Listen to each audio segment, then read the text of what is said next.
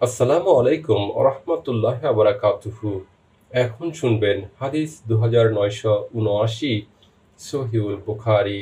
আসমা রাদিয়াল্লাহু তাআলা আনহু হতে বর্ণিত, তিনি বলেন, আমি আবু বকর রাদিয়াল্লাহু তাআলা আনহু এর গৃহে আল্লাহ রসুল সাল্লাল্লাহু আলাইহি সাল্লাম এর সফরের সরঞ্জাম গোছগাছ করে দিয়েছিলাম যখন তিনি মদিনায় হিজরত করার সংকল্প করেছিলেন। আসমা রাদিয়াল্লাহু তাআলা আনহু বলেন, আমি তখন মালপত্র কিংবা পানির মশক বাঁধার জন্য কিছুই পাচ্ছিলাম না। তখন আবু বকর রাদিয়াল্লাহু তাআলা আনহুকে বললাম, আল্লাহর শপথ, আমি আমার কোমর বন্ধ ছাড়া বাঁধার কিছুই পাচ্ছি না। আবু বকর রাদিয়াল্লাহু তাআলা আনহু বললেন, একে দুভাগ করো, এক খণ্ড দ্বারা মশক এবং অপর খণ্ড দ্বারা মালপত্র বেঁধে দাও। আমি তাই করলাম। এজন্যই আমাকে বলা হতো দু কোমর বন্ধের মালিক।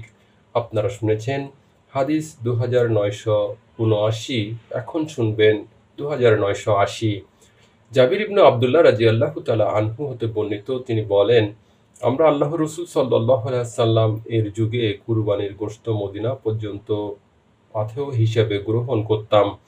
আপনারা শুনেছেন হাদিস 2980, সহিউল বুখারী।